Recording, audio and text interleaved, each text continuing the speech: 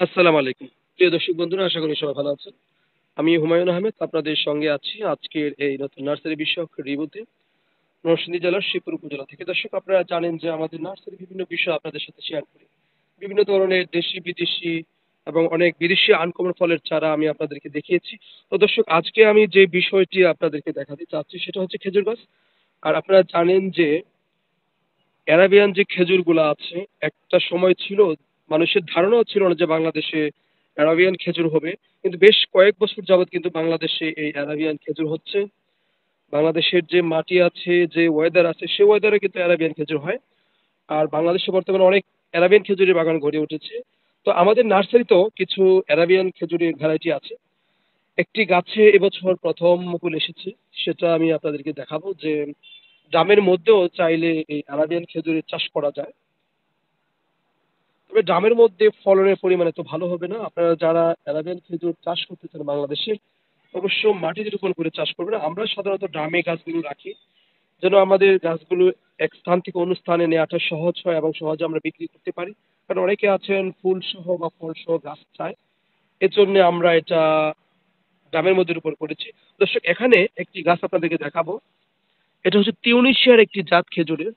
তো আমরা জানি যে অ্যারাবিয়ান খেজুরের অনেক ভ্যারাইটি আছে, আর এটি হচ্ছে টিউনিসিয়ার একটি জাত। আপনারা দেখতে পাচ্ছেন যে এই গাছে এই প্রথম মুকুল এসেছে।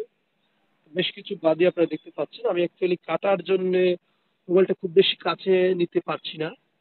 আপনারা দেখতে পাচ্ছেন এই খেজুর গাছটি ডামের উপর করা আছে।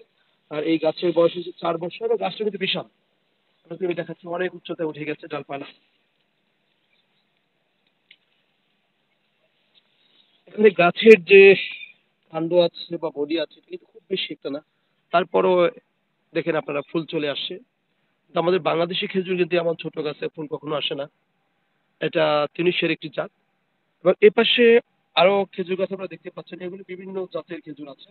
এবং এটাতেও বাদি চলে আসছে, আপনাদেরকে আমি দেখাচ্ছি। এই যে আপনারা দেখেন, এটা হচ্ছে সৌদি আরবের একটি খেজুর। এই যে ভিতরে একটি বাদি দেখা যাচ্ছে। হ্যাঁ, আসলে আমি কাটার জন্য হাত দিতে পারছি না। মাত্র বাদি আসতেছে, এই যে দেখা যাচ্ছে।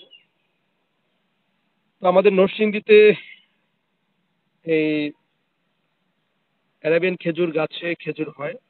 আরো বেশ কিছু মানুষের কাছে নরসিংদীতে এই অ্যারাবিয়ান খেজুরের গাছ আছে এবং এই গাছে খেজুর ধরেছে। তো আপনারা দেখতে পাচ্ছেন এই গ্রামের মধ্যে তিনুশিয়ার এই খেজুর গাছে বাদি এসেছে, ফুল এসেছে। আমাদের এগুলো ছাড়াও ছোট চারা আছে, যেটা টিস্যু কালচার বা গাছ থেকে যে চারাগুলো অটোমেটিক্যালি কলা গাছের বগির মতো ছাড়া হয়, তেমন চারা আছে।